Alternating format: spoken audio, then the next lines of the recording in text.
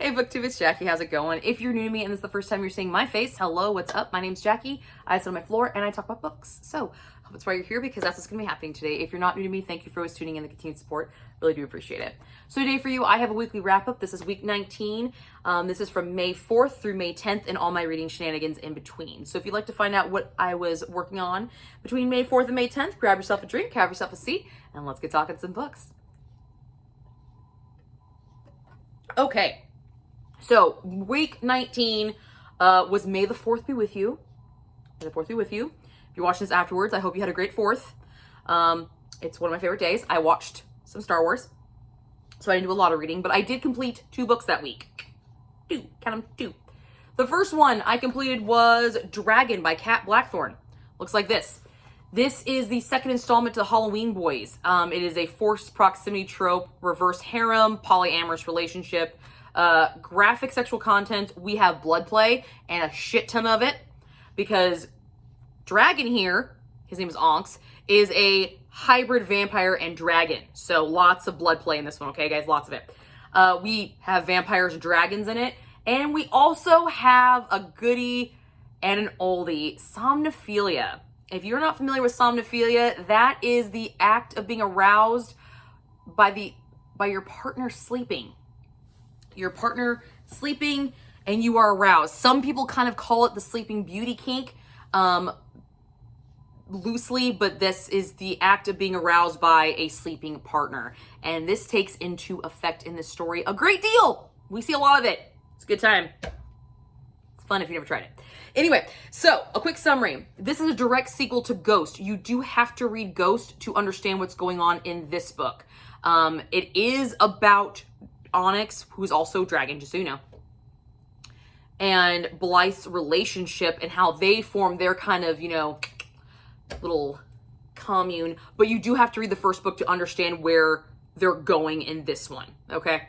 After the ending of the first book, without trying to spoil anything, Onyx is searching for his lost family, and he is now able to leave their town after Blythe obliterated this curse that was holding them. And he decides to take his obsession and his boys to locate his family. Blythe is informed by a coven that she needs to leave town because she's too dangerous, because of what she is that we find out in the first book. So she takes it upon herself to go and not tell the guys this, but she just goes with them and she's like, okay, we'll just kill 2 birds with 1 stone. It'll be fine. But on this journey, Onyx loses his shit and says, fuck this. I'm tired of getting shafted, because Ghost has his little fucking claiming over here on Blythe. But guess what? Blythe is fated to both Wolf and Onyx at the same time. And she's like, all of you. But Ghost is like, no, you guys aren't welcome yet. You guys aren't allowed yet. You haven't earned the right. And Onyx is like, get fucked, you archdemon douchebag. Deuces. I don't give a fuck.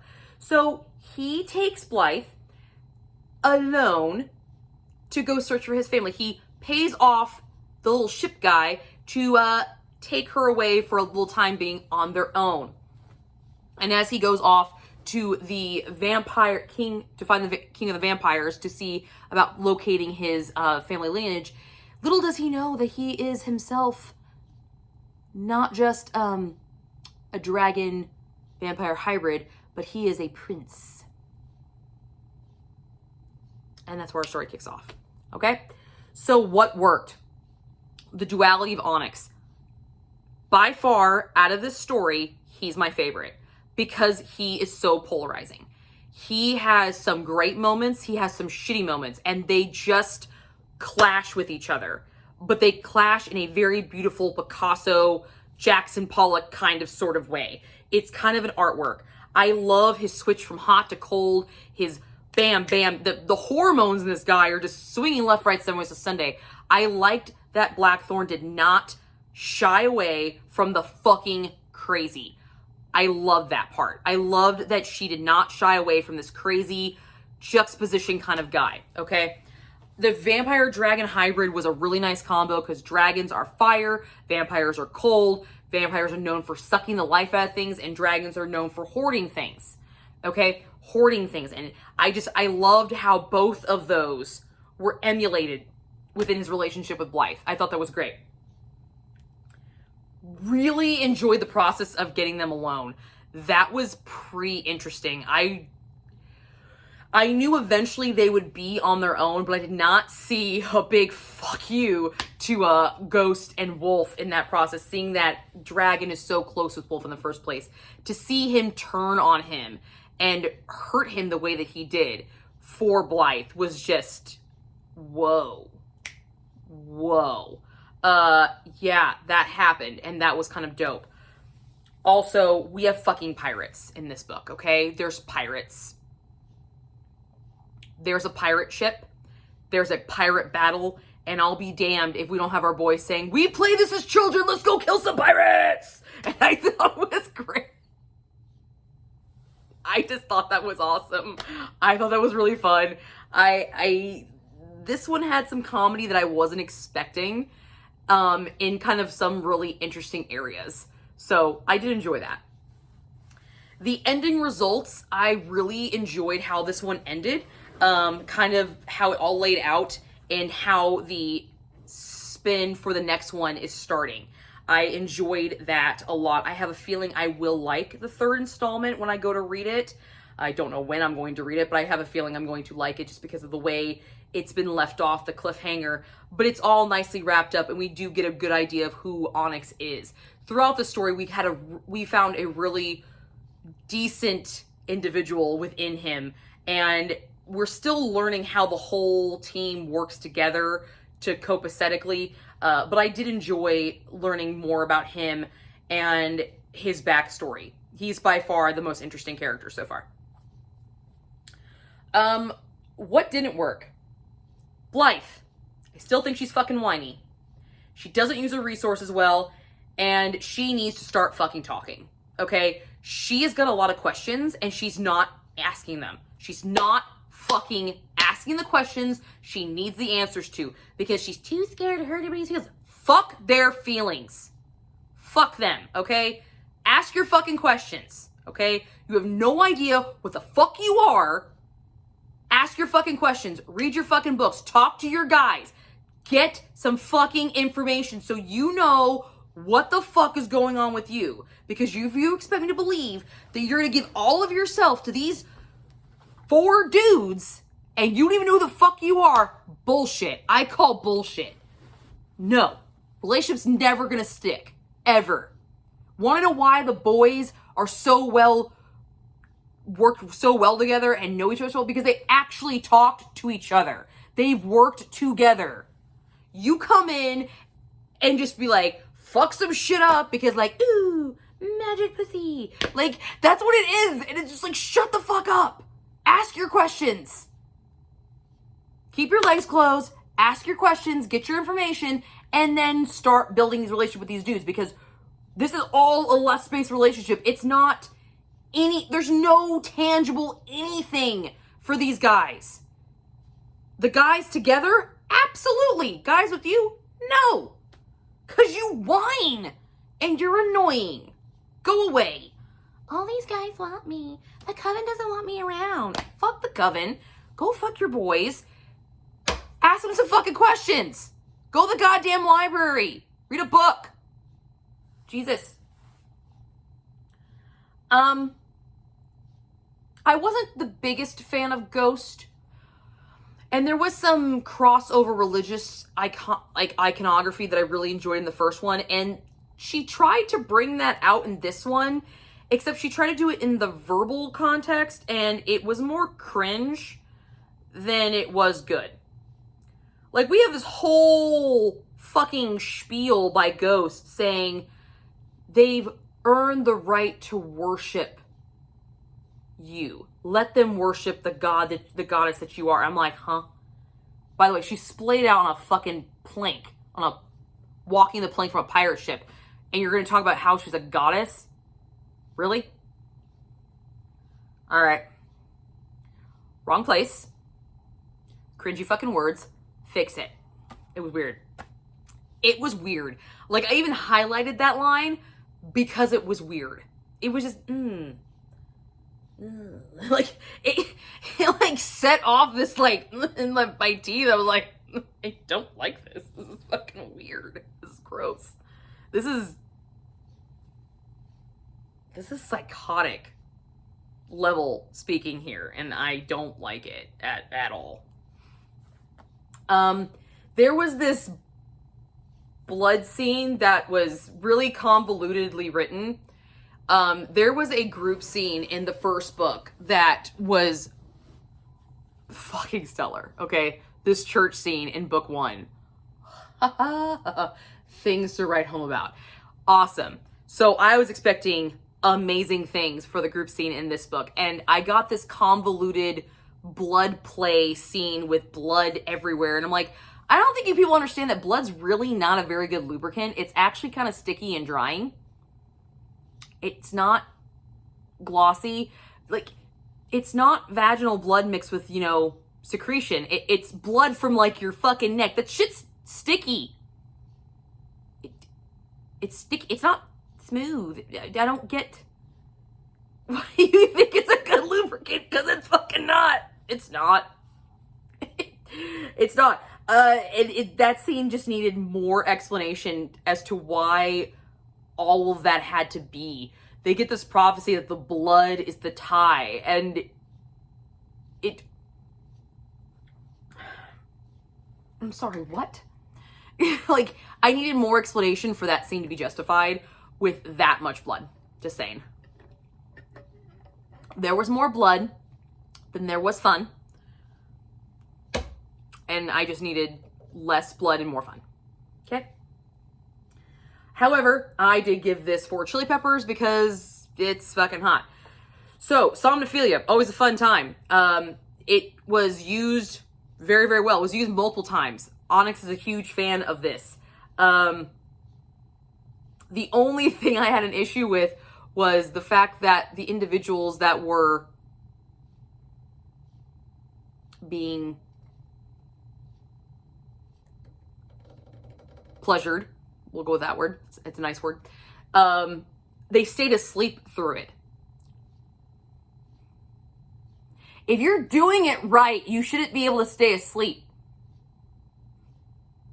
I mean, who am I to judge? But I feel like if you're doing it right, the act of sleeping should be very, very difficult to remain. Starting, yes. Gradually being pulled out of it, yes. But by the time the climax happens, you should be wide-eyed and bush-tailed and wide the fuck awake making noises. If it's being done right. And the fact that you stayed asleep without any extra, like, assistance?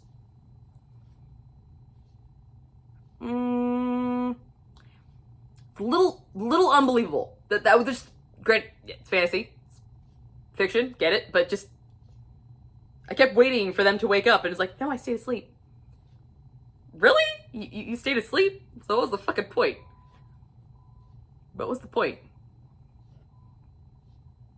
Did you feel it if you were asleep? Like, no, that was not a good time. We got some group scenes. We got some group scenes with just the guys, and we got some group scenes. So that was nice, even though they were a little convoluted. Still got a little bit more variation, more play with the people, with their characters. And we had sex on a pirate ship. Walking the plank. Having sex on a plank. Hanging over some sharkies. Fuck yeah. We also had sex on some rafters. Ghost. I will give him that he has some creative places, for sure. Yeah. But, yeah, all in all, I gave this 4 chili peppers. The whole story, the whole book, I gave 3 stars to, I'm pretty sure. I do plan on continuing with the rest of the series. However, I just don't know when. But the next one is Wolf. And I do like werewolves. So, I will be interested to see how I feel about that one. But so far, Onyx is my dude. Like him a lot. All right. The next book I read was Not Just a Trick Play by Ivy Hunt. Looks like this. This is the 3rd installment to the Wrong Place, Wrong Time series. This is a workplace romance, supposed to be sports romance set in New York. I will admit that the sports romance is loosely thrown out there. He is a professional football player. We see some practice elements, but other than that, the split on romance to sport is a meager maybe 5 to 95, okay? It's not a very even split, so he's just a football player by profession. romance, okay? Let's just get that out of the way right now. Summary. We have Amelia, who found out her boyfriend is engaged and got the fiance pregnant. And that's how she found out that she was the other woman. And because of this, she takes a emergency flight to New York. She is from England. And she takes an emergency flight to New York to visit New York City because it's one of her bucket list areas. Jake is a tight end of a very lucrative football team. He's also number 69. Not lost on me. Not lost. Just, you know. And he takes a girl home thinking he's going to have a fun, kinky time. Turns out, she crazy. She a stage 5 clinger. She crazy. She handcuffs him and takes a picture of him in the nude and sells it. And then leaves him there. And that's when Amelia walks into her Airbnb, because that's where they were at, and finds him handcuffed to the bed. And that's where our story takes off. What worked? I'm not gonna lie, I did not have high hopes for this. The way this book was set up, I was like, really? Really? Okay, well, fine. Okay. But as it progressed, Jake and Amelia's banter was really nice. I liked their back and forth. I enjoyed it immensely. I thought it was great. It was easy. It was believable. It was just relaxed. It was genuine, which really helped develop this relaxed building a relationship. This relationship was not forced by any way, shape, or form. It just kind of naturally progressed once they really actually started talking and getting together, once we really got them together. I really enjoyed the natural progression to them, and kind of like, you know, we work together, fuck it, let's do it. Like, I want this, you want this, let's do it. And their inhibitions, their concerns, being open and honest with them about them. It felt very believable, very real at that point for me. So I really enjoyed their building of the relationship in this one. Jake's family's fucking hilarious. They were great. The banter in this book among family members, among Jake and Amelia, fantastic. Hilarious. Loved it. Just a really good all-around vibe of a book. I usually don't grade and rate my books off of vibe, but this one, based off of what I felt in the beginning of the book, thinking, oh my god, are you fucking serious? This is so cheesy. Like, really walk in, and then out of this city of 8 million people, you find this one person again 2 days later, and he's a professional football player? Please, get fucked. That's not happen. Like, the unbelievability of the setup contrasted with just the easy progression and just flow of this book was really something unique and special. Had a genuinely good time, and I'm glad I did not DNF this, because this is the reason I don't DNF books, is because I genuinely did not think I was going to enjoy this. And by the end of the book, I was enjoying it. I was laughing, I was smiling, I was giggling, I was even crying, you know, at sometimes. Like, it was good. I enjoyed it immensely. The only thing I really had that didn't work was the believability. In New York City, you're telling me you run into the same person twice? Not even the same person. You run into the person's sister's whose dog pees on your shoes, and then she takes you to her home where you run into said person that you just unhandcuffed the day prior. What? Bullshit. Like, that's your setup. Like, the unbelievability of that happening is just crazy. But, I mean, you know, there's been things that are far more fetched. Like, you know, like fantasy, for one. Okay, fantasy. So, but all around, had a really good vibe. As for a spice rating, I gave this a 2 chili pepper. It has some decent spice. It wasn't really anything to write home about. There wasn't anything slam dunk, holy shit, I can't believe you just brought that out kind of thing, kind of moment. There wasn't anything like that. It was just a genuinely cute romance. And it was considerably longer than the other 2 installments in the series, which you do not have to read in order if you do not want to. But all in all, it was a good time. I gave it 4 stars. Gave it a good score for me. Definitely enjoyed it. Glad I didn't DNF it. Glad I just kind of kept progressing way through it. This is a lesson. Sometimes you just got to kind of bustle it through, and authors can pull it out for you.